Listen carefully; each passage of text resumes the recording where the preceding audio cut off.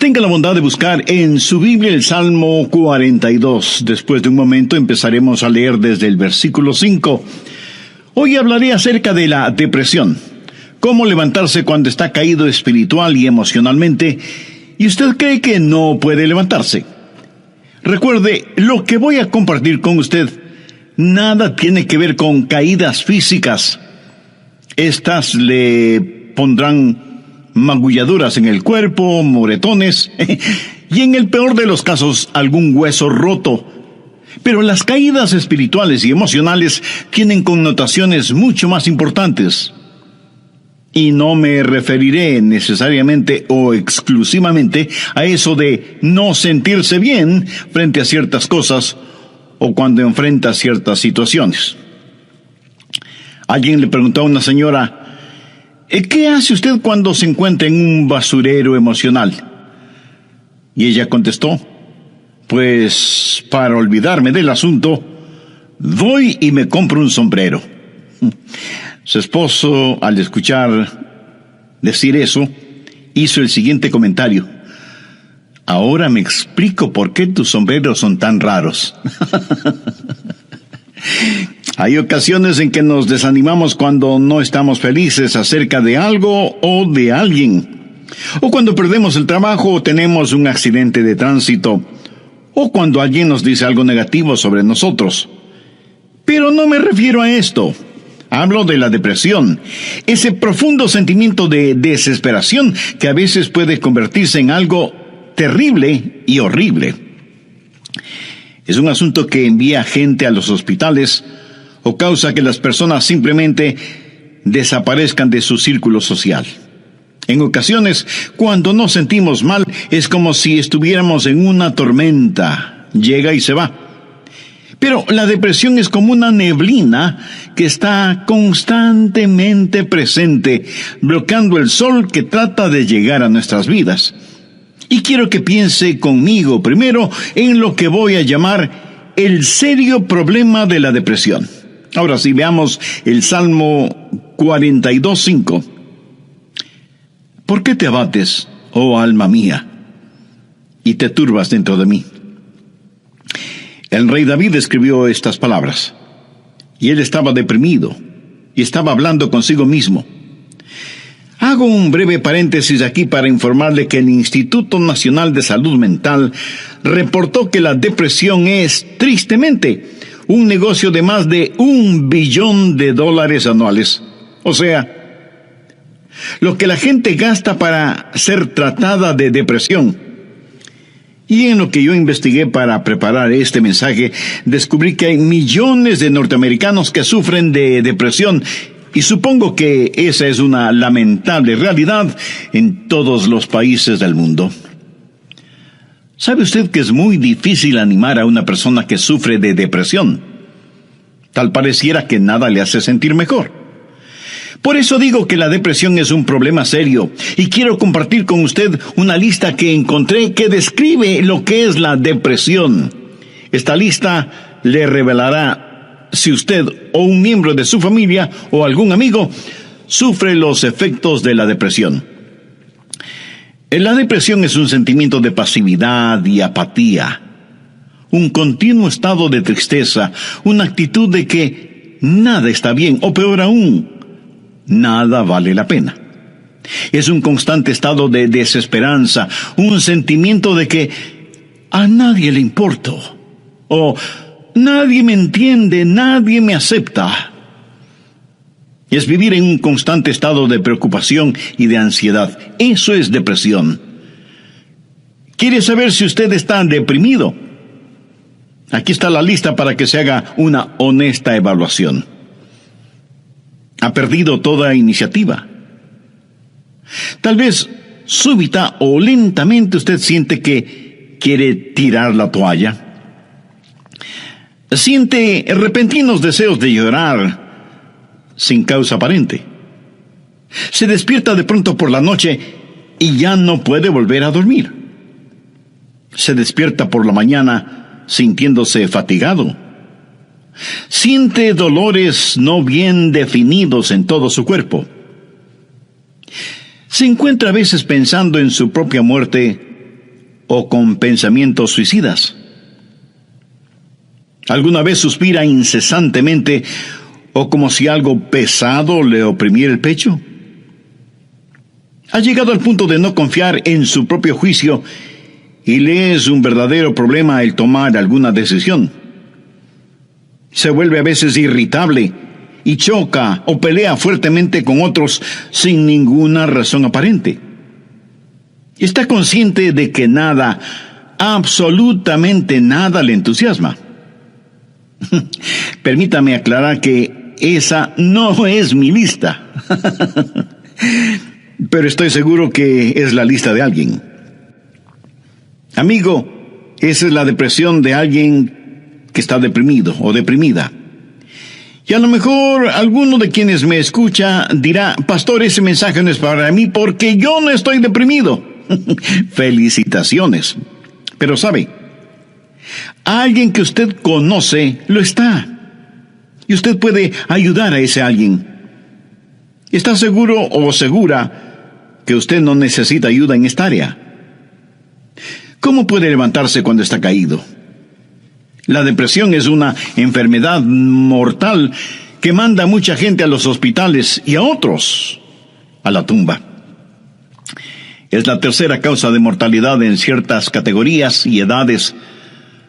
Aquellos que hemos estado en el ministerio el tiempo suficiente, sabemos cuando vamos a una tumba a enterrar a un cónyuge que no pasará mucho tiempo sin que tengamos que enterrar al otro.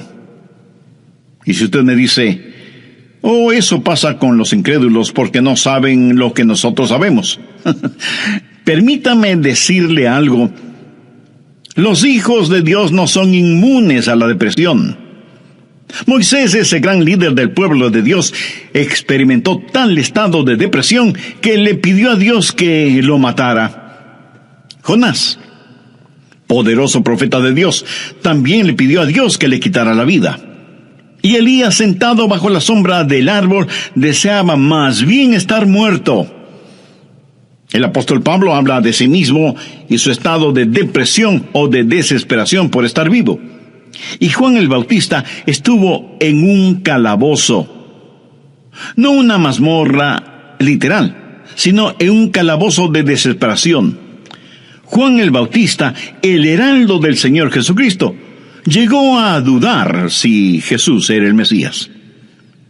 Y en las páginas de la historia encontramos que grandes hombres sufrieron depresión. Quienes predicamos la palabra de Dios, pensamos que Carlos Spurgeon fue uno de los más grandes predicadores que han existido. Pero este gran hombre lleno de viveza y calor humano tuvo períodos de depresión. Y en el área de la política, Winston Churchill fue el gran estadista que tuvo que dirigir Inglaterra durante la Segunda Guerra Mundial. Indiscutible líder, a veces tenía ataques de depresión tan grandes que no atendía a nadie en su oficina. Y él se refería a la depresión como el gran perro negro que me tiene entre sus fauces. Cuando el rey David en el Salmo 42:5 dice: ¿por qué te abates, oh alma mía, y te turbas dentro de mí? Exteriormente, cuando esto sucedió, él tenía la razón de estar deprimido. Perdió a su hijo Absalón, a quien amaba profundamente, a pesar de que Absalón se sublevó contra su padre, lo traicionó, trató de arrebatarle el reino y David tuvo que huir para salvar su propia vida. Luego Absalón muere trágicamente. En 2 Samuel 18:33 leemos: entonces el rey se turbó y subió a la sala de la puerta y lloró, y yendo decía así: hijo mío, Absalón, ¿quién me diera que muriera yo en lugar de ti? Absalón, hijo mío. David huyó para salvar la vida. Él debía ser el rey. Pero perdió su fortuna, perdió su hogar, perdió su poder, perdió todo respaldo financiero. Y como si todo esto fuera poco, David pecó contra Dios. Cometió un horrible, terrible pecado que le costó la vida a su tierno hijo. Y luego su hija fue violada por su propio hermano. y tuvo una esposa que fue asaltada sexualmente, y ahora su hijo rebelde, Absalón, había encontrado la muerte en forma trágica. La nación sobre la cual David se suponía que era rey estaba en turbulencia. Así que exteriormente David tenía toda la razón para estar deprimido. Las cosas no podían estar peor que lo que estaban. ¿Por qué te abates, oh alma mía, y te turbas dentro de mí? Este salmo es un caso clínico de depresión. En primer lugar, David tuvo lo que yo llamo sequedad espiritual. Miremos, por favor, los primeros 2 versos de este Salmo 42. Como el ciervo brama por las corrientes de las aguas, así clama por ti, oh Dios, el alma mía. Mi alma tiene sed de Dios, del Dios vivo. ¿Cuándo vendré y me presentaré delante de Dios? David está sediento de Dios, pero siente como que si Dios estuviera lejano. David se siente como un ciervo rodeado por una jauría de perros de caza. Siente su sequedad espiritual, siente el temblar de su alma y piensa que a lo mejor Dios ya se olvidó de él. Mire lo que dice en el verso 9. Diré a Dios, roca mía, ¿por qué te has olvidado de mí? David está sediento de Dios, pero Dios parece que estuviera a años luz de distancia. ¿Dónde estás tú, Dios? ¿Por qué te has olvidado de mí? Sequedad espiritual. Dios no se había olvidado de él. Ese no es el punto. Y el rey continúa su lamento en el verso 3 diciendo, fueron mis lágrimas mi pan de día y de noche. Y aquí me imagino a David llorando incontrolablemente, este poderoso hombre de Dios, ahora llorando como una criatura. Todos tenemos momentos de tristeza, pero no siempre de llanto incontrolable, aunque puede ser así. Eso es un signo de depresión. No es como una lluvia de verano que cae y desaparece rápidamente, sino que es más bien como una neblina continua durante el día nublado. David siente vergüenza y se siente derrotado. Mire lo que dice en el verso 3. Fueron mis lágrimas mi pan de día y de noche, mientras me dicen todos los días, ¿dónde está tu Dios? Él sabe que sus enemigos están burlándose de él. Y está avergonzado. Se siente como un indigno testigo de Dios, y por supuesto que lo fue. Sabe, a veces, aun estando en evidente pecado, tratamos de testificar, pero no tenemos ni el poder ni el gozo para hacerlo, y no tenemos la victoria, y esto aumenta nuestra vergüenza. El sentido de culpa de David le hizo pensar que era una desgracia delante de Dios. Y todo era peor por las recurrencias de sus memorias. Mire lo que dice en el verso 4. Me acuerdo de estas cosas y derramo mi alma dentro de mí. De cómo yo fui con la multitud y la conduje hasta la casa de Dios, entre voces de alegría y de alabanza del pueblo en fiesta. David recordaba mejores días. Miró retrospectivamente aquellos días cuando tuvo gozo y paz junto con la multitud, alabando a Dios en la casa de Dios. Y ahora todo eso no era más que un recuerdo. Ya no era nada real para él, y hacía que todo su dolor, toda su turbación fuera más vívida, y sentía que esos hermosos días que antaño experimentó, los había perdido para siempre. Y como si eso no fuera suficiente, él estaba abrumado por las circunstancias. Miremos lo que David dice en los versos 6 y 7. Dios mío, mi alma está abatida en mí. Me acordaré, por tanto, de ti desde la tierra del Jordán, y de los hermonitas desde el monte de Mizar. Un abismo llama a otro a la voz de tus cascadas. Todas las ondas y tus olas han pasado sobre mí. El río Jordán es llamado el río de la muerte. La palabra Jordán literalmente significa descenso y juzgamiento. Comienza en el Monte Hermón, que está casi a 3,000 metros sobre el nivel del mar, y desciende por un tortuoso camino hacia el Mar Muerto. El Mar Muerto está a casi 450 metros por debajo del nivel del mar. Y el río Jordán fluye hacia el Mar Muerto para no volver a aparecer. Así que, en la tipología bíblica, Jordán ha sido la representación de muerte y desesperación. Y David siente que está totalmente inundado por las circunstancias. Las aguas de Dios están sobre él. Está cubierto de problemas y no sabe hacia dónde dirigirse. Está absoluta y totalmente abrumado por las circunstancias.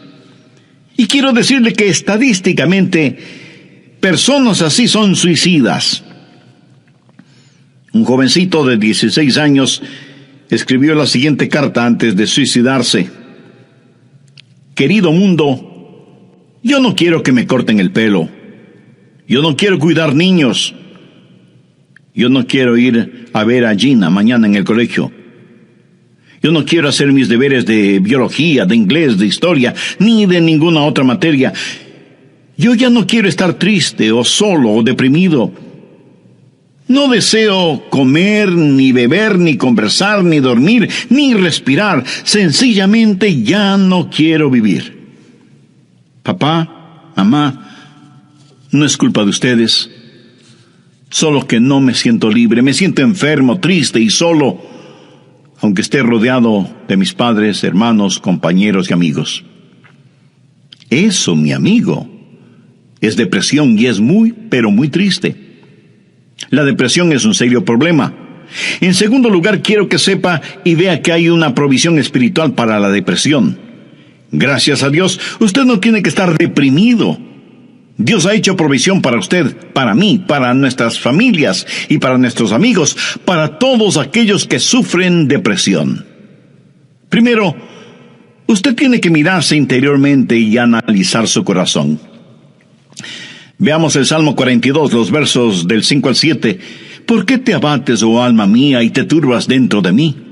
Espera en Dios, porque aún he de alabarle, salvación mía y roca mía, Dios mío, mi alma está abatida en mí.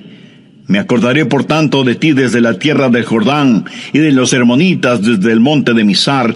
Un abismo llama a otro a la voz de tus cascadas, todas tus ondas y tus olas han pasado sobre mí. Pero ahora quiero que note en forma particular que David comienza a hablar consigo mismo. Y si usted me pregunta si uno puede hablar con uno mismo, pues le diré que sí, David lo hizo. Y no me diga que usted nunca ha hablado con usted mismo, porque francamente no se lo voy a creer. Porque todos lo hacemos, consciente o inconscientemente. Note que David está hablando con su alma. El alma es el ego que vive dentro de cada uno de nosotros, no es el espíritu. El espíritu es su naturaleza espiritual, su alma es su naturaleza emocional, su mente, sus emociones, su voluntad. Y David le habla a su alma. En el próximo programa terminaremos este estudio bíblico sobre la depresión. Y espero que esto no lo deprima ahora. Antes de finalizar y sabiendo que la depresión no hace acepción de personas y la sufren santos y pecadores, permítame preguntarle en forma personal, ¿ha depositado su fe en el Señor Jesucristo? ¿A quién recurre cuando está deprimido? Recuerde que la causa de la depresión puede ser externa, pero la solución es interna, íntima, personal. Voy a comenzar este programa haciendo un resumen de lo que estudiamos en el programa anterior. Entre otras cosas, dije que hay ocasiones en que nos desanimamos cuando no estamos felices acerca de alguien o de algo, o cuando perdemos el trabajo o tenemos un accidente de tránsito, o cuando alguien dice algo negativo sobre nosotros. Pero no me refiero a esto. Hablo de la depresión. Ese profundo sentimiento de desesperación que a veces puede convertirse en algo terrible y horrible. La depresión es un sentimiento de pasividad y apatía, un continuo estado de tristeza, una actitud de que nada está bien, o peor aún, nada vale la pena.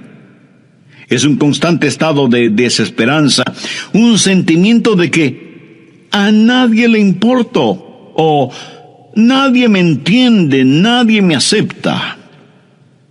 Es vivir en un constante estado de preocupación y de ansiedad. Eso es depresión. ¿Quiere usted saber si está deprimido? Aquí está la lista para que se haga una honesta evaluación. Ha perdido toda iniciativa. Tal vez súbita o lentamente usted siente que quiere tirar la toalla. Siente repentinos deseos de llorar sin causa aparente. Se despierta de noche y ya no puede volver a dormirse. Se despierta por la mañana sintiéndose fatigado. Siente dolores no bien definidos en todo su cuerpo. Se encuentra a veces pensando en la propia muerte, la suya, o con pensamientos suicidas. ¿Alguna vez suspira incesantemente o como si algo pesado le oprimiera el pecho? Ha llegado al punto de no confiar en su propio juicio y le es un verdadero problema el tomar alguna decisión. Se vuelve a veces irritable y choca o pelea fuertemente con otros sin ninguna razón aparente. Está consciente de que nada, absolutamente nada le entusiasma. Y si usted me dice, eso pasa con los incrédulos porque no saben lo que nosotros sabemos. Permítame decirle algo, los hijos de Dios no son inmunes a la depresión. Moisés, ese gran líder del pueblo de Dios, experimentó tal estado de depresión que él le pidió a Dios que lo matara. Jonás, poderoso profeta de Dios, también le pidió a Dios que le quitara la vida. Y Elías, sentado bajo la sombra de un árbol, deseaba más bien estar muerto. El apóstol Pablo habla de sí mismo y su estado de depresión o de desesperación por estar vivo. Y Juan el Bautista estuvo en un calabozo, no una mazmorra literal, sino en un calabozo de desesperación. Juan el Bautista, el heraldo del Señor Jesucristo, llegó a dudar si Jesús era el Mesías. Y en las páginas de la historia encontramos que grandes hombres sufrieron depresión. Quienes predicamos la palabra de Dios pensamos que Carlos Spurgeon fue uno de los más grandes predicadores que ha existido.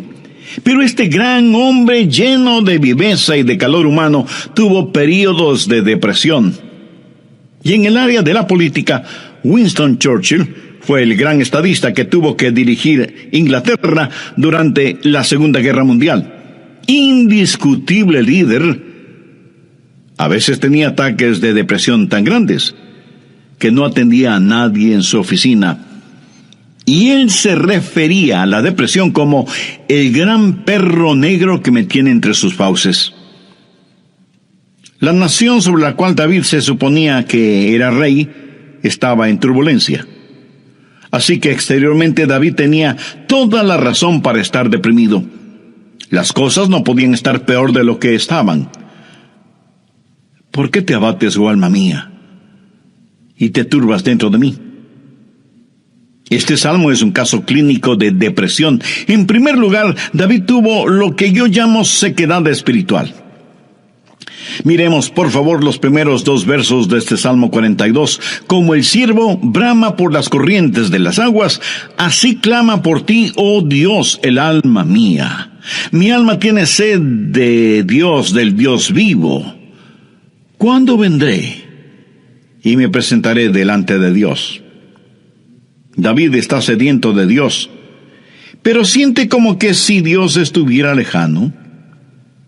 David se siente como un ciervo rodeado por una jauría de perros de caza, siente su sequedad espiritual, siente el temblar de su alma y piensa que a lo mejor Dios ya se ha olvidado de él. Mire lo que dice en el verso 9, diré a Dios, roca mía, ¿por qué te has olvidado de mí? David está sediento de Dios, pero Dios parece que estuviera a años luz de distancia. ¿Dónde estás tú, oh Dios? ¿Por qué te has olvidado de mí? Sequedad espiritual. Dios no se había olvidado de él. Pero ese no es el punto. El rey continúa su lamento en el verso 3 diciendo: fueron mis lágrimas mi pan de día y de noche. Y aquí me imagino a David llorando incontrolablemente, este poderoso hombre de Dios ahora llorando como una criatura. Todos tenemos nuestros momentos de tristeza, pero no siempre de llanto incontrolable, aunque puede ser así. Eso es un signo de depresión. No es como una lluvia de verano que cae y desaparece rápidamente, sino que es más bien como una neblina continua durante un día nublado. David siente vergüenza y se siente derrotado. Mire lo que dice en el verso 3. Fueron mis lágrimas mi pan de día y de noche, mientras me dicen todos los días: ¿dónde está tu Dios? ¿Sabía que dentro de usted hay alguien que constantemente le está hablando? Es la vieja naturaleza, su alma no redimida ni santificada. Y su alma le habla y le dice: tienes razón de sentir pena por ti mismo. Nunca lo lograrás. No tienes lo que se requiere. Este es el final. La vida no vale la pena vivirla. Y David responde a su alma y le dice: ¿por qué te abates, oh alma mía? Y este es el momento en que usted toma control, sostiene firmemente a su alma frente a usted, le mira directamente a los ojos y le habla. Eso es lo que David hizo cuando le dijo: alma, ¿por qué te sientes así? Usted tiene que mirarse íntimamente, interiormente, y analizar su corazón. ¿Por qué está deprimido? Yo no estoy diciendo que no tiene razón para estar deprimido. Tal vez alguna persona amada ha fallecido, su cónyuge, un hijo o una hija, un entrañable amigo. Si eso es verdad, entréguele su dolor a Dios, comparta su pena con quienes le aman y tenga en cuenta que a pesar de cómo se sienta, la vida no ha terminado para usted. Tal vez tiene el corazón destrozado. Alguien a quien amaba profundamente le ha engañado. Tal vez un esposo ha abandonado a su esposa por otra mujer, o a lo mejor una esposa ha dejado a su esposo por otro hombre. Tal vez esté enfrentando el dolor de un noviazgo roto súbita y amargamente. O pudiera ser que los padres no hacen sentir bienvenidos a sus hijos que se fueron del hogar como las ovejas negras de la familia. Si usted está viviendo estas u otras amargas experiencias, escúcheme. Rehúse el estar rumiando estas cosas una y otra vez. Eso no es bueno. Analice las cosas. Si alguien le ha destrozado el corazón, vea qué es lo que ha aprendido de esa experiencia y comience a buscar y tener nuevas amistades. Tal vez usted ha pecado y está siendo perseguido constantemente por el fantasma de su culpa. ¿Qué debe hacer? Confiese su pecado a Dios. Y si tiene que pedir perdón a alguien, hágalo. Si tiene que restituir algo a alguien, hágalo sin demora de tiempo. Mientras más se demore en hacerlo, más difícil le será el realizarlo. Haga lo que tiene que hacer ya. Y cierre la puerta de ese pasado. Analice, mire su propio corazón y pregúntese: ¿por qué estoy abatido? Pero necesita hacer algo más. No solo un análisis íntimo de su corazón, sino que mirando hacia arriba, reconozca que necesita ayuda una vez que ha identificado el problema. Noten los versos del 7 al 9 lo que David dijo: un abismo llama a otro a la voz de tus cascadas, todas tus ondas y tus olas han pasado sobre mí. Pero de día mandará Jehová su misericordia, y de noche su cántico estará conmigo, y mi oración al Dios de mi vida. Diré a Dios: roca mía, ¿por qué te has olvidado de mí? ¿por qué andaré yo enlutado por la opresión del enemigo? ¿Qué es lo que David está haciendo ahora? Pues mirar hacia arriba. No solo interiormente para ver por qué me siento así, sino mirar hacia Dios y decir: Dios, tú eres mi ayuda y mi esperanza. Tú me cubrirás con tu misericordia. Oh, qué amigo nos es Cristo. Él llevó nuestro dolor. Estoy seguro que alguien me dirá: pastor, lo que yo estoy pasando usted no lo comprende. Mi amigo, ese no es el punto. Cierto, yo no lo comprendo, pero Dios le comprende. Y no solo que le comprende, sino que le ama y quiere cuidar de usted. Él es su ayudador, aun cuando usted no lo entienda. El doctor Warren Wiersbe fue un gran maestro bíblico, y él dijo que la vida no es un problema que debe ser resuelto, sino un misterio que debe ser vivido. Eso nos hace recordar siempre que, como hijos de Dios, no vivimos de explicaciones, sino de promesas. Algunos piensan que de alguna manera Dios les ha olvidado o Dios les ha fallado. No. Dios ni se ha olvidado de usted ni le ha fallado a usted. Pero David se sintió así. Mire la pregunta que hace en el verso 9. Dios, ¿por qué te has olvidado de mí? No, Dios no se había olvidado de David.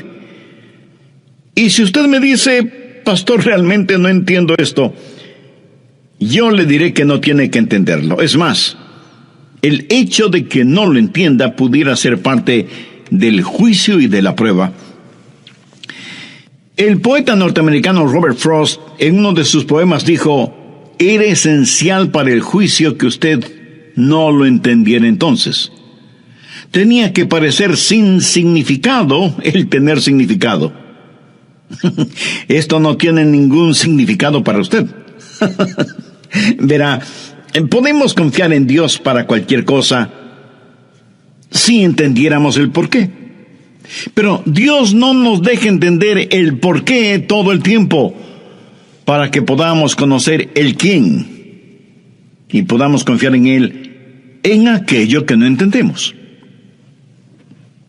Andrew Murray fue un extraordinario hombre de Dios y dijo lo siguiente: en tiempos de problemas, aquellos que confían en Dios deben primero decir: Él me trajo hasta aquí. Es por su voluntad que me encuentro en esta situación. Y Él me mantendrá aquí en su amor y me dará la gracia en este juicio para comportarme como su hijo. Él hará que este juicio sea una bendición, enseñándome las lecciones que Él quiere que aprenda y trabajando bajo su gracia ya concedida. Finalmente, en su tiempo, Él le librará nuevamente. ¿Cómo y cuándo? Bueno, solo Él lo sabe. Así que cuando usted está en dificultades, diga: estoy aquí primero por la voluntad de Dios, segundo bajo su cuidado, tercero bajo su entrenamiento y cuarto en su tiempo. Alguien dijo: Dios es demasiado bueno para no ser bondadoso, demasiado sabio como para cometer errores. Y cuando no podamos ver su mano, podemos confiar en su corazón. Mírese interiormente y analice su corazón. Salmo 42:11. ¿Por qué te abates, oh alma mía? ¿Y por qué te turbas dentro de mí? Espera en Dios, porque aún he de alabarle. Y Dios quiere que le diga a alguien que me esté escuchando este momento, sin que importe cuán difíciles sean las circunstancias, que Dios está con usted. No pierda la esperanza. Dios tiene un futuro lleno de esperanza para usted. David le habló a su alma y le dijo: espera en Dios.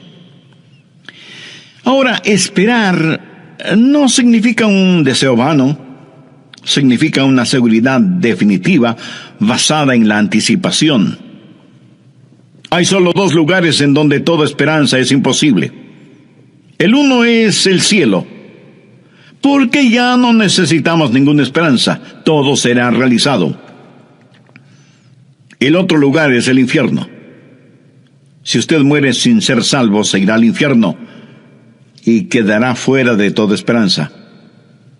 Pero la esperanza siempre es posible.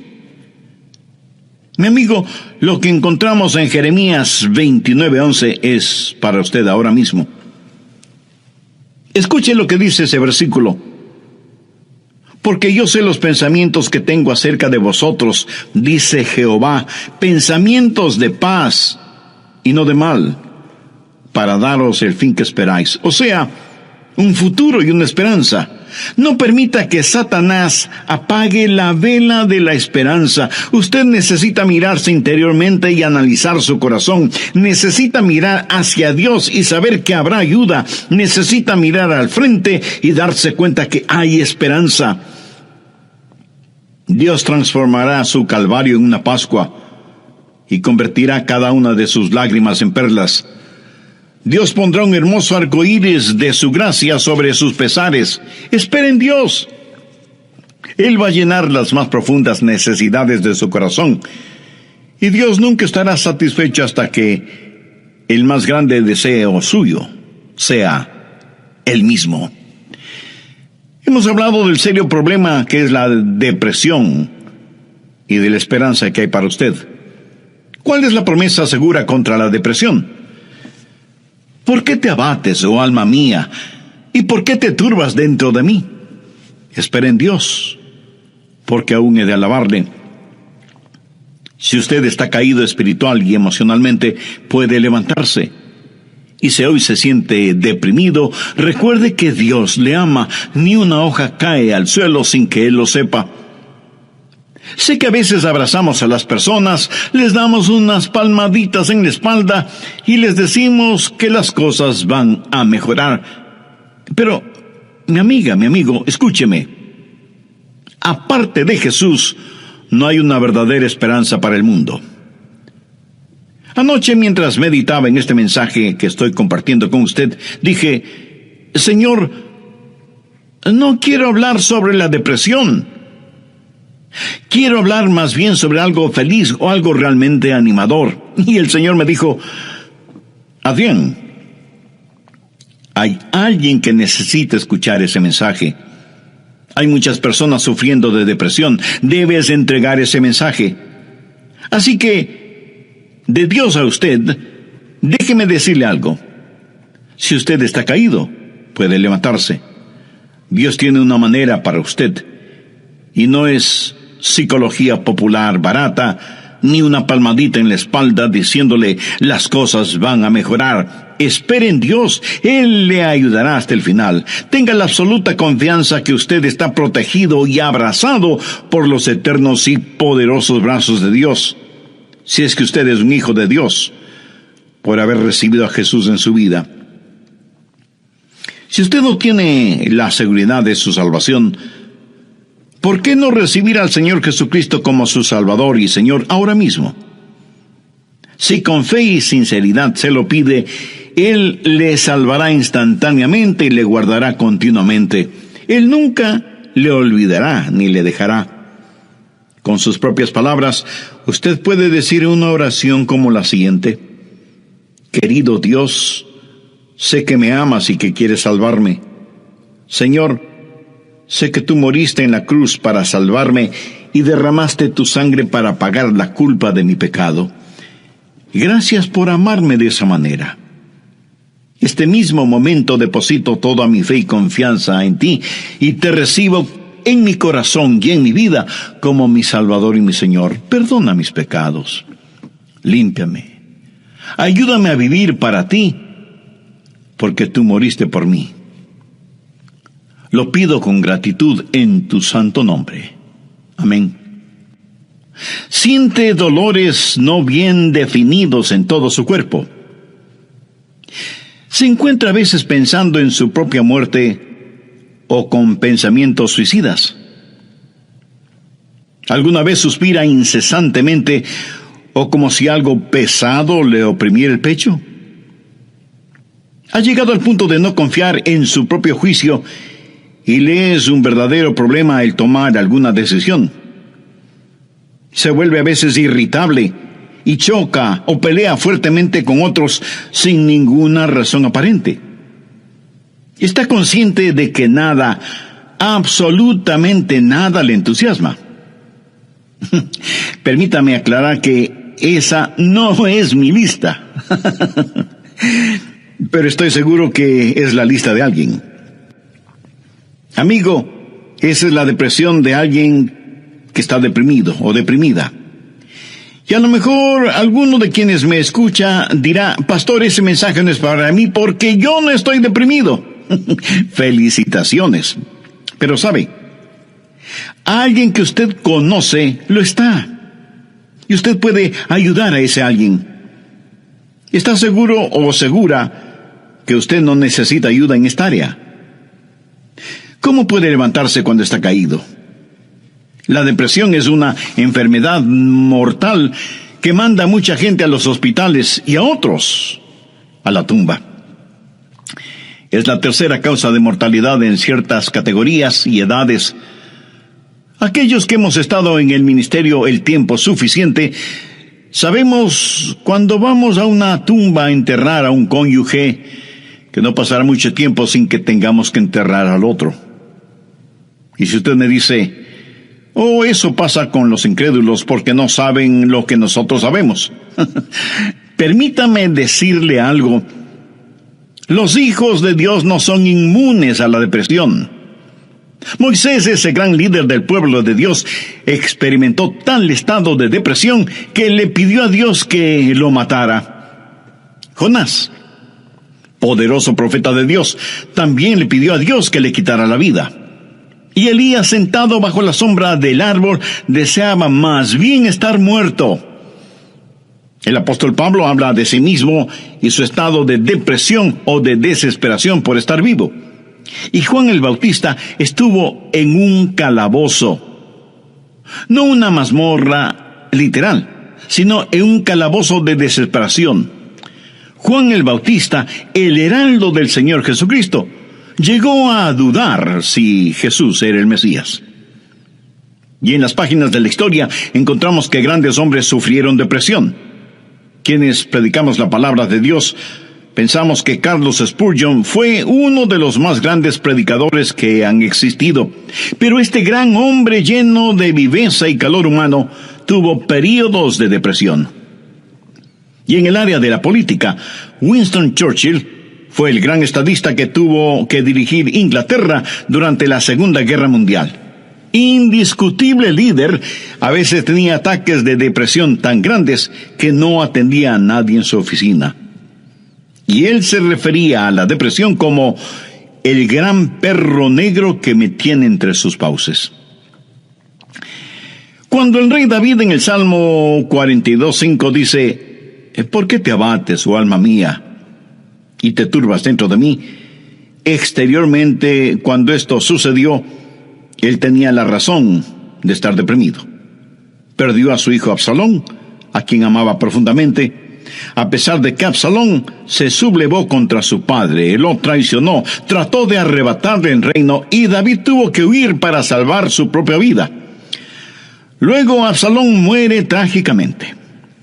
En 2 de Samuel 18:33 leemos: entonces el rey se turbó y subió a la sala de la puerta y lloró, y yendo decía así: hijo mío, Absalón, ¿quién me diera que muriera yo en lugar de ti? Absalón, hijo mío. David huyó para salvar la vida. Él debía ser el rey. Pero perdió su fortuna, perdió su hogar, perdió su poder, perdió todo respaldo financiero, y como si todo esto fuera poco,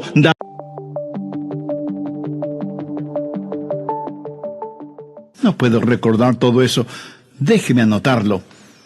Y la persona que le está dando las direcciones le dice: ¿sabe qué? Yo estoy yendo en la misma dirección, permítame guiarle. Usted únicamente sígame. Esa persona no solo le señala el camino, sino que, por así decirlo, se vuelve el camino. Jesús no indica el camino, Jesús es el camino hacia el Padre, y cuando usted ora en el nombre de Jesús, Él le lleva a la presencia del Padre. Anota Efesios 2:18.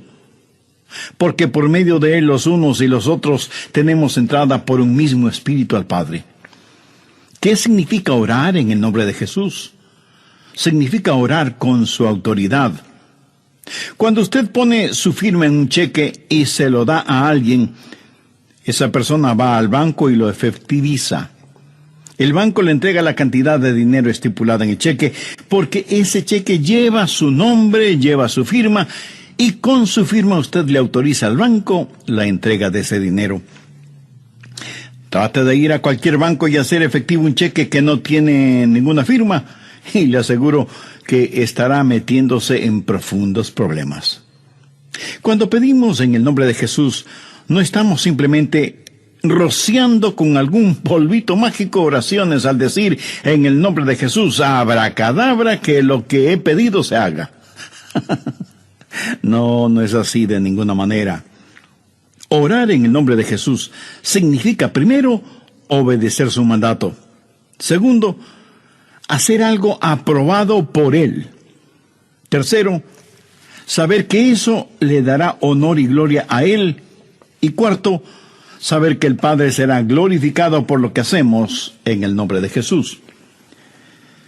Si usted ora sin usar el nombre de Jesús legítimamente, no tiene ninguna razón para esperar que su oración sea contestada.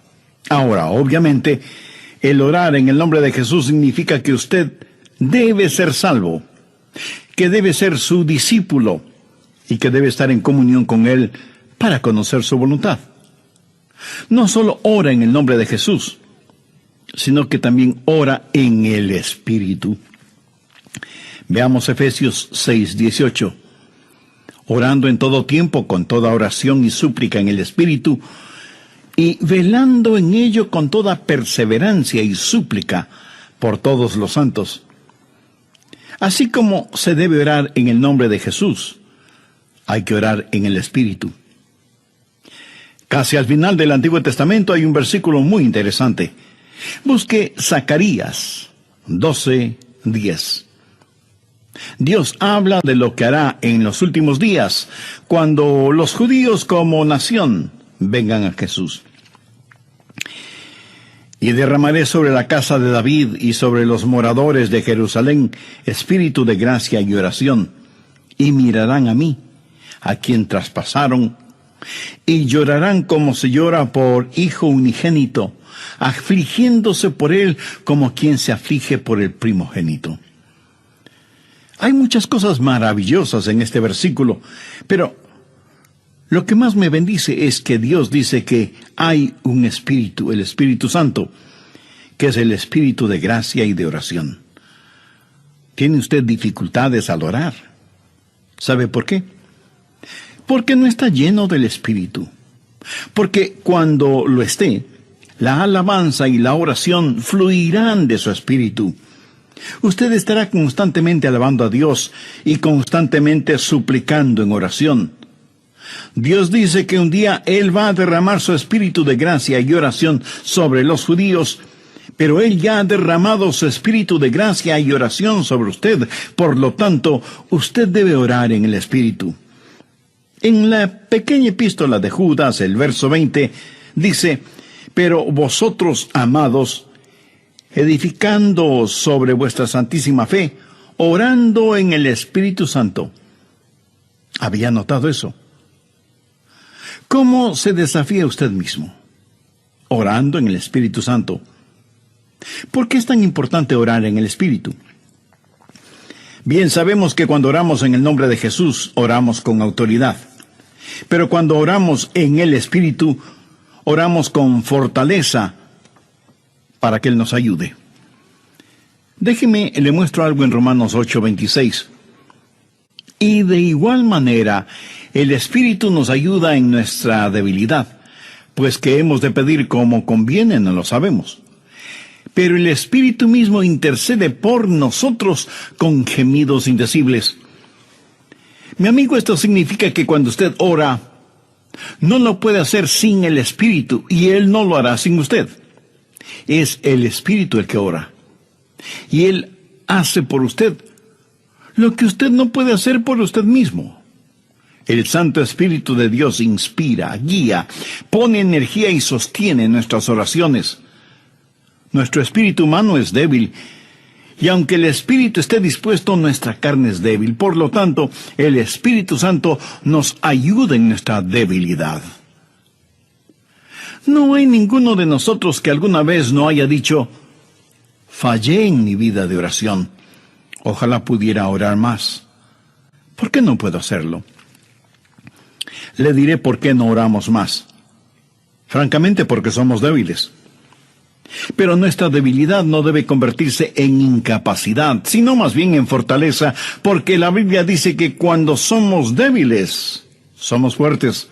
Si aprendemos a depender en el Espíritu Santo, quien nos ayuda en nuestras debilidades, inspirándonos, guiándonos y capacitándonos. Más aún, Él nos ayuda en nuestra ignorancia. Pues ¿qué hemos de pedir como conviene? No lo sabemos. ¿Alguna vez ha pensado en eso? Estuve una vez en una conferencia bíblica en Dallas. Al finalizar la conferencia, 2 jóvenes estudiantes se me acercaron y uno de ellos me preguntó: «Pastor, ¿usted ora?». Le respondí que sí. Entonces me dio una pequeña tarjeta diciéndome: «Aquí están nuestros nombres. Somos estudiantes en el seminario. Por favor, ore por nosotros». Yo les agradecí y puse esa tarjetita en mi Biblia.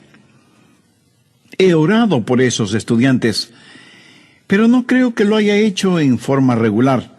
No porque ellos no me importen, pero una asignación de oración es más que 2 nombres en una tarjeta. Si tuviera que orar por todos quienes me piden que ore por ellos, ni las 24 horas del día serían suficientes, se lo aseguro. Esa es la verdad.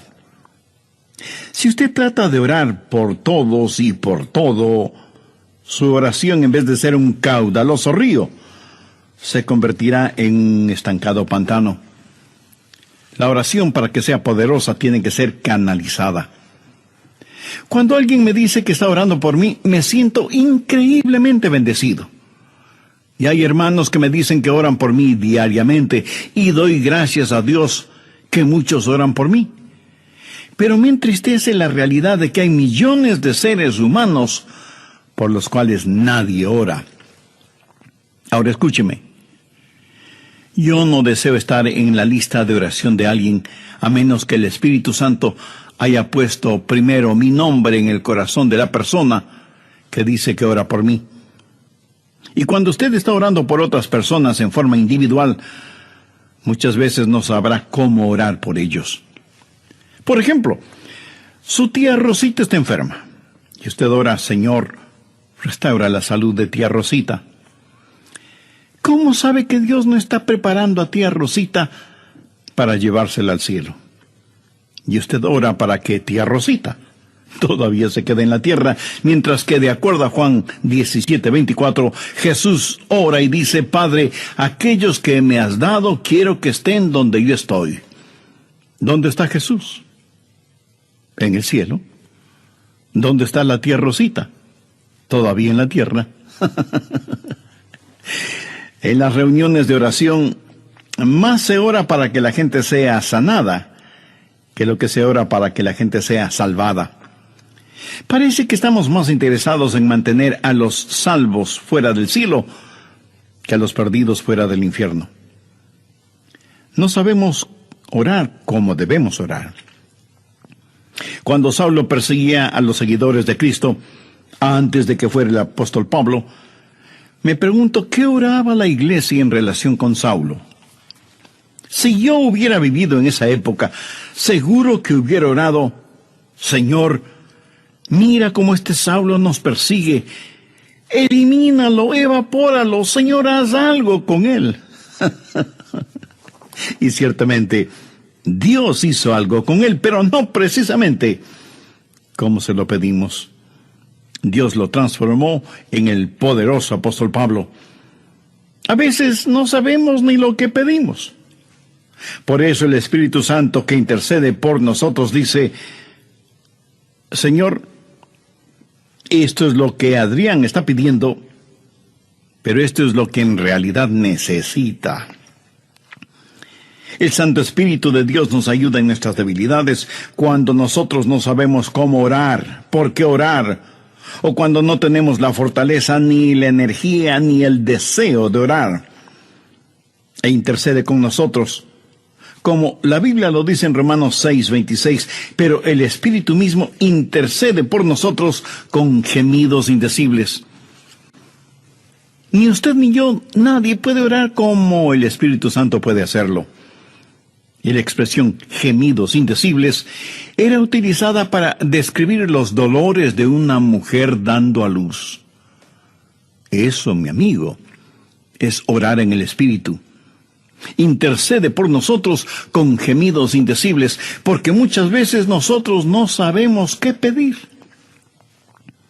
Algunos años atrás, yo viví la experiencia de un profundo dolor emocional y espiritual a tal grado que no podía ni siquiera articular una sencilla oración. Lo único que podía hacer era quejarme. Pero el Santo Espíritu de Dios escuchó mi oración, y Él llevó mi dolor, mi súplica, hasta el trono de la gracia y la misericordia de Dios. Entonces usted ora primero en el nombre de Jesús, segundo en el Espíritu Santo. Para orar en el nombre de Jesús, usted tiene que ser salvo. Y para orar en el Espíritu, usted tiene que ser lleno del Espíritu Santo de Dios. Tercero, usted debe orar en obediencia a Dios. Es una malvada necedad el esperar que Dios escuche sus oraciones cuando usted no está viviendo en obediencia a Él.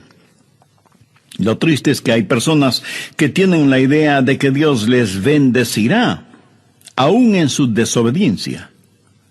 Razone esto un instante. Si usted está viviendo una vida de desobediencia y aún así Dios contesta sus oraciones, ¿qué es lo que Dios está haciendo? Está animando y recompensando su pecado. Pero escúcheme, Dios le ama demasiado como para hacer eso. Veamos el Salmo 66. Quiero mostrarle algo. Salmo 66, verso 18. Este es un versículo que debería estar subrayado en su Biblia. Si en mi corazón hubiese yo mirado la iniquidad, el Señor no me habría escuchado. Ahí lo tiene, en blanco y negro y bien impreso. Y usted no tiene que ser un científico aeroespacial para entender eso, ¿verdad? Muchos hablan de las grandes promesas en la oración. Bien, esta es una promesa. Si en mi corazón hubiese yo mirado la iniquidad, el Señor no me habría escuchado. Ahora, note que no dice, si hubiera pecado, Dios no me escucharía. Dios no le escuchará a usted. Dios no me escuchará a mí. Dios no escuchará a nadie que tenga iniquidad en su corazón. Iniquidad significa el hacer trato con el pecado, sentirse en paz haciendo el pecado. Y si yo tengo cualquier iniquidad en mi corazón, Dios no me escuchará. Ora usted a Dios. Si tiene algún pecado en su corazón, ¿cómo puede esperar que Dios le escuche? Para que Dios le escuche, usted tiene que arrepentirse de sus pecados y tener a Jesús como su Salvador y Señor. De vez en cuando alguien me dice, pastor, Dios me ha dado la habilidad de decir hermosas oraciones. Y si Dios mismo me ha dado esa habilidad, quiero decir que Él está impresionado con mis oraciones. Mi amigo, hay una buena palabra griega para describir lo que usted está diciendo. Tontería. Escúcheme, Dios no se impresiona con sus oraciones, pero sí se impresiona con su necedad. Veamos lo que dice Isaías 1:13. No me traigáis más vana ofrenda. ¿Sabe usted lo que es una vana ofrenda? Es solo una oración vacía. No me traigáis más vana ofrenda. el incienso me es abominación. Aquí ellos estaban en el templo quemando incienso, ofreciendo incienso en el altar. No me traigáis más vana ofrenda, el incienso me es abominación, luna nueva y día de reposo, el convocar asambleas, no lo puedo sufrir, son iniquidades vuestras fiestas solemnes. ¿Qué es lo que Dios está diciendo aquí? Que todo lo que ellos hacían como parte de su religión, Él lo detestaba. Y en Isaías 1, los versos del 15 al 17, leemos: Cuando extendáis vuestras manos, yo esconderé de vosotros mis ojos. Asimismo, cuando multipliquéis la oración, yo no oiré. Llenan están de sangre vuestras manos, lavaos y limpiaos, quitad la iniquidad de vuestras obras de delante de mis ojos, dejad de hacer lo malo, aprended a hacer el bien, buscad el juicio, restituid al agraviado, haced justicia al huérfano, amparad a la viuda. Veamos ahora Isaías 59:1. He aquí que no se ha cortado la mano de Jehová para salvar, ni se ha agravado su oído para oír. Dios no se ha vuelto manco ni sordo, pero vuestras iniquidades han hecho división entre vosotros y vuestro Dios, y vuestros pecados han hecho ocultar de vosotros su rostro para no oír. ¿Ha leído alguna vez algo del libro de Esdras? Vayamos al capítulo 9, verso 6. Esdras está orando y dice: Dios mío, confuso y avergonzado estoy para levantar, oh Dios mío, mi rostro a ti, porque nuestras iniquidades se han multiplicado sobre nuestra cabeza, y nuestros delitos han crecido hasta el cielo. Mi amigo, debemos orar en obediencia. Para resumir un poco todo esto, vamos a la primera epístola de Juan. No el Evangelio de Juan, sino la primera epístola de Juan, capítulo 3, verso 22. Y cualquier cosa que pidiéramos, la recibiremos de Él, porque guardamos sus mandamientos y hacemos las cosas que son agradables delante de Él. Los rebeldes jamás verán sus oraciones contestadas. Déjeme retroceder un poco las páginas de la historia. ¿Recuerda cuando Israel había conquistado Jericó? Y tuvieron que pelear contra un pequeño pueblito. No era ninguna gran ciudad. Un pueblito llamado Ai. Apenas 3 letras, H, A, I, Ai. Y sin embargo, los israelitas tuvieron que huir, como se dice vulgarmente, con el rabo entre las piernas, ignominiosamente derrotados. Y Josué tiene que ir y postrarse delante de Dios y preguntarle cómo pudo permitir que tal cosa sucediera. Mire lo que le contestó Dios en Josué 7, los versos 10 y 11. Y Jehová dijo a Josué: levántate, ¿por qué te postras así sobre tu rostro? Israel ha pecado. ¿Qué está diciendo? Josué, hijo mío, ¿por qué me estás orando?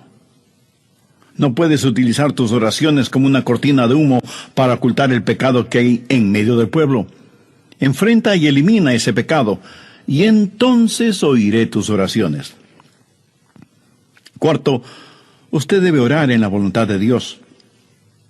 No solo conocer a Jesús, no solo ser lleno del Espíritu, no solo obedecer los mandamientos, pero aún habiendo hecho todo esto, todo lo que usted desea no es necesariamente la voluntad de Dios para usted. Anote 1 de Juan 5, versos 14-15. Y esta es la confianza que tenemos en Él, que si pedimos alguna cosa conforme a su voluntad, Él nos oye.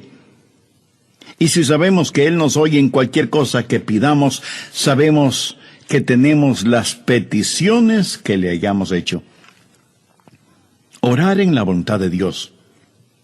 Y usted no encuentra la voluntad de Dios simplemente por adivinación. Pastor, ¿cómo voy a conocer la voluntad de Dios? Bien, permítame hacerle una pregunta. ¿Quiere en realidad saberlo? Y usted me responde: Bueno, no sé si quiera saberlo o no. Entonces le haré otra pregunta. ¿Quiere hacer la voluntad de Dios? Y usted me responde, sí, claro que sí. ¿La quiere hacer realmente?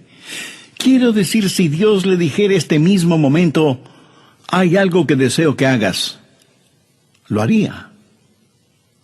¿Sabe usted cuál sería la primera pregunta debido a nuestra naturaleza humana? ¿Qué es, Señor? Esa no debería ser la primera pregunta o la primera respuesta. Usted no puede contestar una pregunta con otra pregunta. Usted debe contestar esa pregunta con una afirmación. Adrián, hay algo que quiero que hagas. ¿Lo harás? Yo debo contestar, sí, Señor, lo haré. ¿Qué es lo que quieres que haga? Mira, la manera de conocer la voluntad de Dios no es sabiendo lo que es, sino comprometiéndose a hacerla aún antes de saber lo que es. Eso es confianza. Sencillamente diga, Señor, estoy listo, y haré lo que quiera que tú quieras que haga. Y aunque esa frase pueda trabar nuestra lengua, destraba nuestra capacidad de obediencia. Debo admitir que muchos tienen temor de la voluntad de Dios. De alguna manera se les ha metido la idea en la cabeza de que si se prestan para servicio bajo la voluntad de Dios, van a terminar como misioneros en el país de Salsipuedes, viviendo en una choza con piso de tierra y comiendo carne de serpiente o quién sabe qué otros exóticos alimentos. ¿Sabe qué? Pudiera ser que así suceda. La forma de conocer la voluntad de Dios es aceptando la voluntad de Dios antes de conocer cuál es la voluntad de Dios. Y aunque suena complicado lingüísticamente, espiritualmente no lo es. Pero usted me dice, pastor, quiero más detalles. Muy bien, le voy a dar más detalles. La voluntad de Dios es buena, perfecta y aceptable. Y si piensa que esto lo digo porque soy muy inteligente, pues siento desilusionarle. Veamos qué dice Romanos 12, versos 1 y 2. Así que, hermanos, os ruego por las misericordias de Dios, que presentéis vuestros cuerpos en sacrificio vivo, santo, agradable a Dios, que es vuestro culto racional. No os conforméis a este siglo, sino transformaos por medio de la renovación de vuestro entendimiento, para que comprobéis cuál sea la voluntad de Dios, agradable y perfecta. Usted no necesita saber nada más que esto. La voluntad de Dios es buena, agradable y perfecta. Preséntese usted mismo como un sacrificio vivo y santo delante de Dios, y usted, sin ninguna sombra de duda, conocerá y comprobará que la voluntad de Dios es siempre buena, agradable y perfecta. La oración no es para manipular la voluntad de Dios, para que se amolde a la suya. Es descubrir la voluntad de Dios y meterse de cabeza en ella. Pero escúcheme con atención. En última instancia, usted no encuentra la voluntad de Dios. La voluntad de Dios lo encuentra usted. Cuando su corazón está bien con Dios, usted presenta su cuerpo como un sacrificio vivo y rehúsa el ser amoldado por el sistema y los valores del mundo, para más bien ser transformado, renovado en su mente y empezar a pensar los pensamientos de Cristo y, por lo tanto, tener la capacidad de orar en la voluntad de Dios.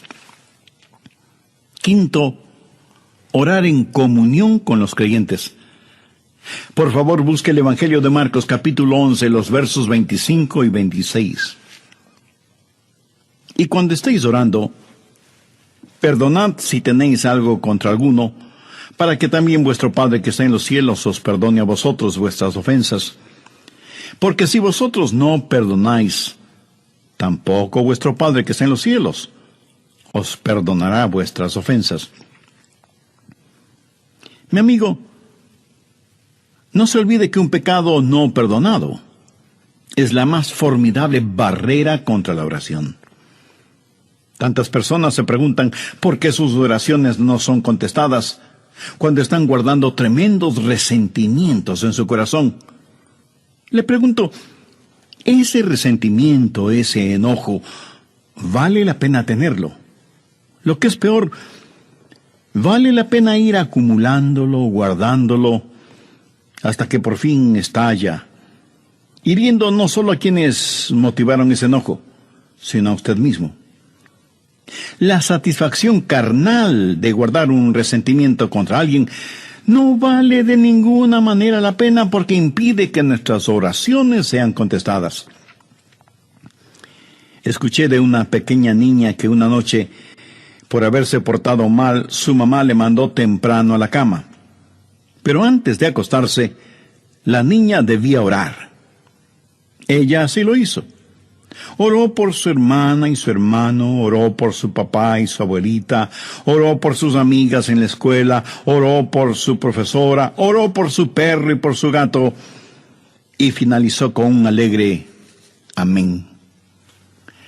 Luego, mirando a su madre, le dijo: como habrás notado, mamá, tú no estuviste en mi oración. Me imagino que esa oración no habrá salido de ese cuarto, menos habrá llegado al cielo.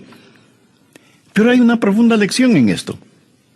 Sería una temeraria necedad si alguien, teniendo un espíritu no perdonador, pretende que sus oraciones sean contestadas. Y esto es verdad de manera especial entre marido y mujer.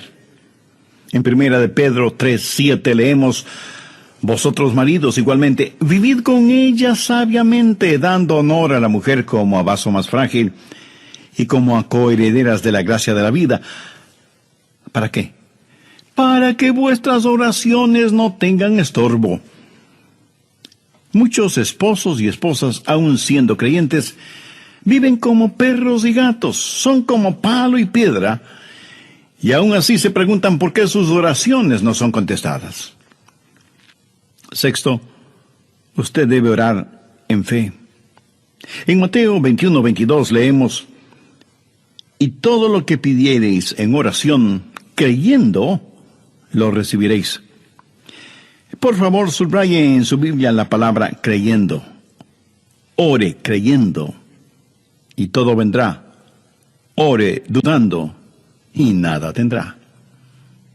¿Alguna vez ha dicho: Dios, yo creo, cuando en realidad no creía? Muchos piensan que el decir que creen les será contado como si en verdad creyeran. Estaban mintiendo, ellos lo sabían, y Dios también lo sabía. ¿Alguna vez ha orado sabiendo que Dios escuchaba sus oraciones y recibió una respuesta de Dios? Verá, la fe es también un regalo de Dios.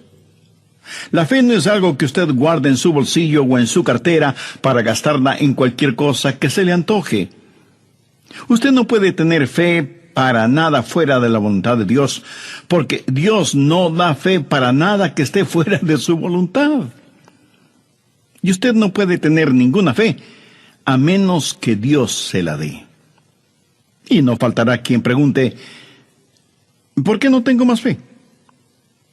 Si usted pone en práctica lo que he compartido en este estudio bíblico, le puedo asegurar que descubrirá que la fe está ahí.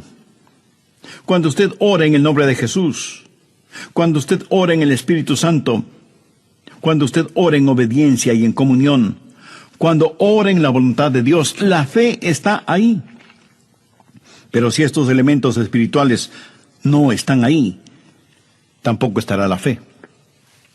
Ustedes, esposos, han tenido alguna vez un argumento, y si me dice que no, con toda mi cariñosa cortesía le diré que son mentirosos.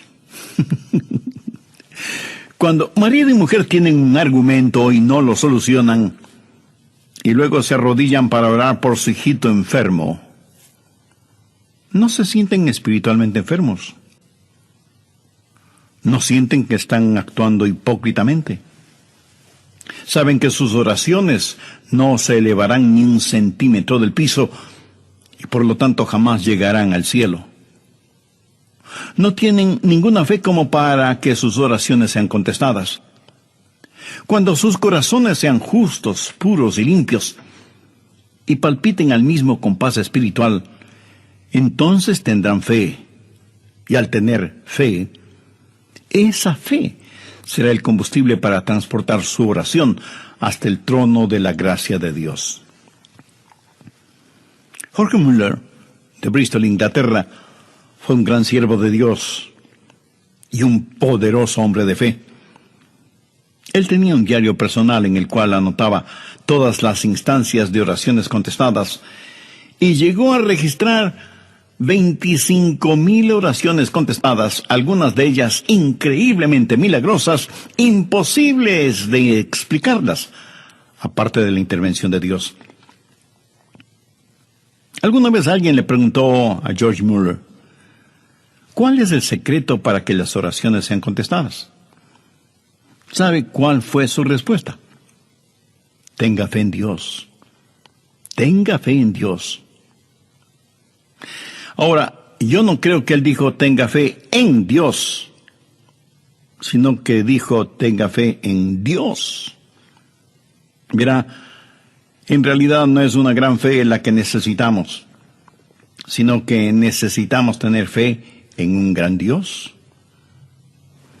Fe no es solo un sentimiento positivo, ni el que usted se vuelva frenético o fanático, sino tener la absoluta confianza de que Dios hará lo que usted le ha pedido, si ese pedido está encuadrado dentro de los parámetros de la voluntad de Dios. Los discípulos le dijeron a Jesús, Señor, enséñanos a orar. Y ese debe ser nuestro pedido también, para que Dios nos ayude a ser hombres y mujeres de oración. Hay algo en nosotros que se resiste a orar.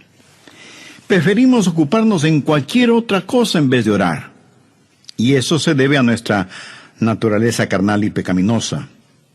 Por eso necesitamos la ayuda de Dios para que amemos de tal manera a Jesús y seamos llenos de su Espíritu Santo para que la oración fluya de nosotros en forma constante y que oremos siempre en el nombre del Señor Jesucristo. ¿Ha notado con qué facilidad podemos pasar horas haciendo deportes o realizando nuestros pasatiempos favoritos o simplemente mirando programas en la televisión? Pero ¿qué trabajo nos cuesta invertir unos minutos en la oración? La oración eficaz, mi estimado amigo, debe ser un acto intencional de nuestra voluntad. No debemos acercarnos al trono de la gracia en forma casual, sino en forma totalmente intencional. Seguramente entre quienes me escuchan habrá quienes, a pesar de ser religiosos, este asunto de la oración es muy secundario en sus vidas. Ahora, si usted aún no es salvo, mayor razón para que ore a Dios. Lo puede hacer este mismo momento diciendo con sus propias palabras algo como la siguiente oración. Dios eterno, reconozco que soy una persona que no me he acercado a ti en oración, sino en raras ocasiones. Reconozco también que soy pecador, que estoy perdido y que necesito ser salvo para tener la seguridad de ir al cielo cuando me llames a tu presencia. Señor Jesús, creo que eres el Hijo de Dios y que entregaste tu vida y derramaste tu sangre en la cruz para, por medio de tu sacrificio, pagar la deuda de mis pecados, perdonarme, limpiarme y salvarme. No sé si mi fe es grande o pequeña, pero con la fe que tengo este momento te invito a que vengas a mi corazón y seas mi Salvador y mi Señor. Toma el control total de mi vida y ayúdame a ser la clase de persona que tú quieres que sea. Ayúdame a ser un testigo fiel de tu gracia y misericordia hasta el momento en que me llames a tu presencia. Lo pido en tu santo nombre. Señor, mira cómo este Saulo nos persigue. Elimínalo, evapóralo, Señor, haz algo con él. Y ciertamente, Dios hizo algo con él, pero no precisamente como se lo pedimos. Dios lo transformó en el poderoso apóstol Pablo. A veces no sabemos ni lo que pedimos. Por eso el Espíritu Santo que intercede por nosotros dice, Señor, Esto es lo que Adrián está pidiendo, pero esto es lo que en realidad necesita. El Santo Espíritu de Dios nos ayuda en nuestras debilidades cuando nosotros no sabemos cómo orar, por qué orar, o cuando no tenemos la fortaleza, ni la energía, ni el deseo de orar. E intercede con nosotros, como la Biblia lo dice en Romanos 6:26, pero el Espíritu mismo intercede por nosotros con gemidos indecibles. Ni usted ni yo, nadie puede orar como el Espíritu Santo puede hacerlo. Y la expresión gemidos indecibles era utilizada para describir los dolores de una mujer dando a luz. Eso, mi amigo, es orar en el Espíritu. Intercede por nosotros con gemidos indecibles, porque muchas veces nosotros no sabemos qué pedir. Algunos años atrás, yo viví la experiencia de un profundo dolor emocional y espiritual a tal grado que no podía ni siquiera articular una sencilla oración. Lo único que podía hacer era quejarme. Pero el Santo Espíritu de Dios escuchó mi oración, y Él llevó mi dolor, mi súplica, hasta el trono de la gracia y la misericordia de Dios. Entonces usted ora primero en el nombre de Jesús, segundo en el Espíritu Santo. Para orar en el nombre de Jesús, usted tiene que ser salvo. Y para orar en el Espíritu, usted tiene que ser lleno del Espíritu Santo de Dios. Tercero, usted debe orar en obediencia a Dios. Es una malvada necedad el esperar que Dios escuche sus oraciones cuando usted no está viviendo en obediencia a Él. Lo triste es que hay personas que tienen la idea de que Dios les bendecirá aún en su desobediencia. Razone esto un instante. Si usted está viviendo una vida de desobediencia, y aún así Dios contesta sus oraciones, ¿qué es lo que Dios está haciendo? Está animando y recompensando su pecado. Pero escúcheme, Dios le ama demasiado como para hacer eso. Veamos el Salmo 66. Quiero mostrarle algo. Salmo 66, verso 18. Este es un versículo que debería estar subrayado en su Biblia. Si en mi corazón hubiese yo mirado la iniquidad, el Señor no me habría escuchado. Ahí lo tiene, en blanco y negro y bien impreso. Y usted no tiene que ser un científico aeroespacial para entender eso, ¿verdad? Muchos hablan de las grandes promesas en la oración. Bien, esta es una promesa. Si en mi corazón hubiese yo mirado la iniquidad, el Señor no me habría escuchado. Ahora, note que no dice, si hubiera pecado, Dios no me escucharía. Dios no le escuchará a usted. Dios no me escuchará a mí. Dios no escuchará a nadie que tenga iniquidad en su corazón. Iniquidad significa el hacer trato con el pecado, sentirse en paz haciendo el pecado. Y si yo tengo cualquier iniquidad en mi corazón, Dios no me escuchará. Ora usted a Dios. Si tiene algún pecado en su corazón, ¿cómo puede esperar que Dios le escuche? Para que Dios le escuche, usted tiene que arrepentirse de sus pecados y tener a Jesús como su Salvador y Señor. De vez en cuando alguien me dice, pastor, Dios me ha dado la habilidad de decir hermosas oraciones. Y si Dios mismo me ha dado esa habilidad, quiero decir que Él está impresionado con mis oraciones. Mi amigo, hay una buena palabra griega para describir lo que usted está diciendo. Tontería.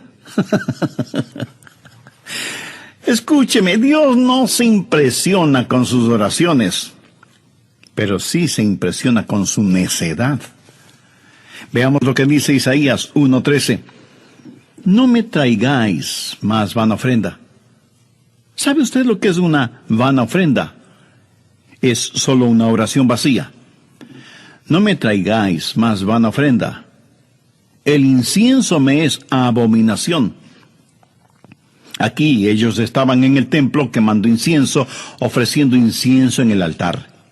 No me traigáis más vana ofrenda, el incienso me es abominación, luna nueva y día de reposo, el convocar asambleas, no lo puedo sufrir, son iniquidades vuestras fiestas solemnes. ¿Qué es lo que Dios está diciendo aquí?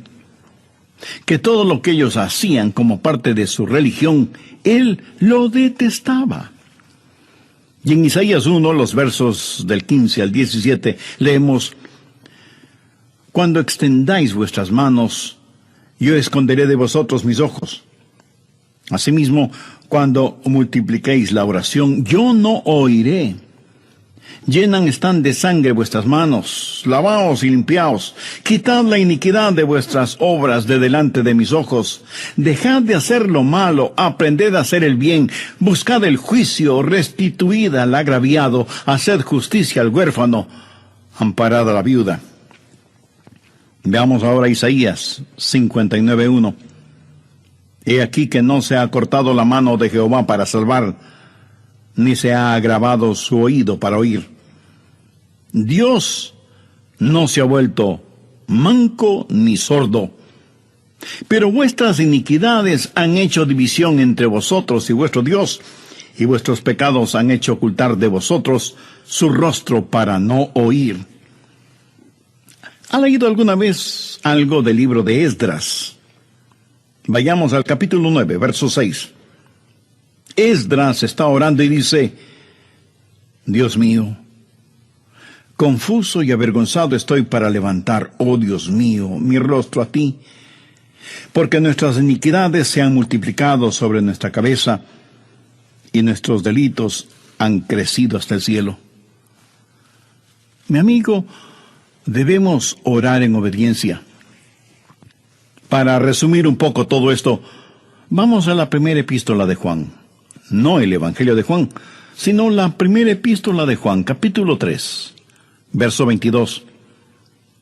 Y cualquier cosa que pidiéramos, la recibiremos de Él, porque guardamos sus mandamientos y hacemos las cosas que son agradables delante de Él. Los rebeldes jamás verán sus oraciones contestadas. Déjeme retroceder un poco las páginas de la historia. ¿Recuerda cuando Israel había conquistado Jericó? Y tuvieron que pelear contra un pequeño pueblito. No era ninguna gran ciudad. Un pueblito llamado Ai. Apenas 3 letras, H, A, I, Ai. Y sin embargo, los israelitas tuvieron que huir, como se dice vulgarmente, con el rabo entre las piernas, ignominiosamente derrotados. Y Josué tiene que ir y postrarse delante de Dios y preguntarle cómo pudo permitir que tal cosa sucediera. Mire lo que le contestó Dios en Josué 7, los versos 10 y 11. Y Jehová dijo a Josué: levántate, ¿por qué te postras así sobre tu rostro? Israel ha pecado. ¿Qué está diciendo? Josué, hijo mío, ¿por qué me estás orando? No puedes utilizar tus oraciones como una cortina de humo para ocultar el pecado que hay en medio del pueblo. Enfrenta y elimina ese pecado, y entonces oiré tus oraciones. Cuarto, usted debe orar en la voluntad de Dios. No solo conocer a Jesús, no solo ser lleno del Espíritu, no solo obedecer los mandamientos, pero aún habiendo hecho todo esto, todo lo que usted desea no es necesariamente la voluntad de Dios para usted. Anote 1 Juan 5, versos 14-15. Y esta es la confianza que tenemos en Él, que si pedimos alguna cosa conforme a su voluntad, Él nos oye. Y si sabemos que Él nos oye en cualquier cosa que pidamos, sabemos que tenemos las peticiones que le hayamos hecho. Orar en la voluntad de Dios. Y usted no encuentra la voluntad de Dios simplemente por adivinación. Pastor, ¿cómo voy a conocer la voluntad de Dios? Bien, permítame hacerle una pregunta. ¿Quiere en realidad saberlo? Y usted me responde: bueno, no sé si quiera saberlo o no. Entonces le haré otra pregunta. ¿Quiere hacer la voluntad de Dios? Y usted me responde: sí, claro que sí. ¿La quiere hacer realmente? Quiero decir, si Dios le dijera este mismo momento, hay algo que deseo que hagas, ¿lo haría? ¿Sabe usted cuál sería la primera pregunta debido a nuestra naturaleza humana? ¿Qué es, Señor? Esa no debería ser la primera pregunta o la primera respuesta. Usted no puede contestar una pregunta con otra pregunta. Usted debe contestar esa pregunta con una afirmación. Adrián, hay algo que quiero que hagas. ¿Lo harás? Yo debo contestar, sí, Señor, lo haré. ¿Qué es lo que quieres que haga? Mira, la manera de conocer la voluntad de Dios no es sabiendo lo que es, sino comprometiéndose a hacerla aún antes de saber